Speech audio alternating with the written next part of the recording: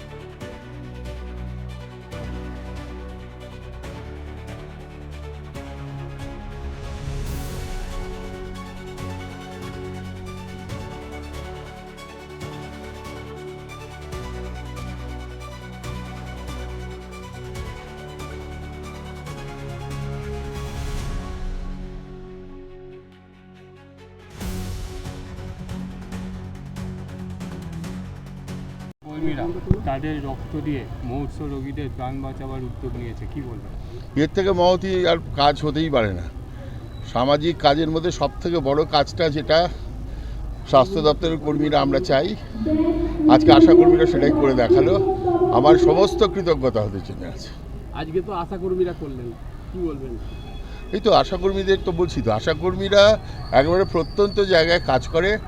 ওদের আজকে এরকম সক্রিয় অংশগ্রহণ, এটা একটা ব্লক কেন একটা জেলার জন্য গর্বের ব্যাপার। এটা কি সব জেলাতে বা সব হসপিটালে হওয়ার আমরা বলে মনে করেন? প্রচেষ্টা চালাবো, এটা থেকে অন্যরা উদ্বুদ্ধ হবে।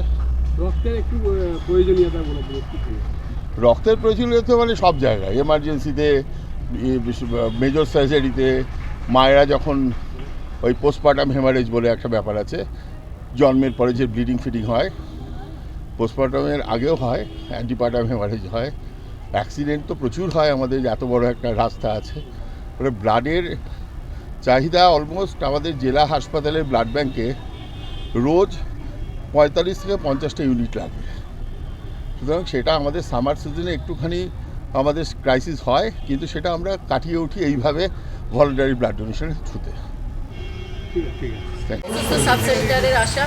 আমি ডোমজুরে নিয়মিতভাবে 15 বছর চাকরি করে যাচ্ছি।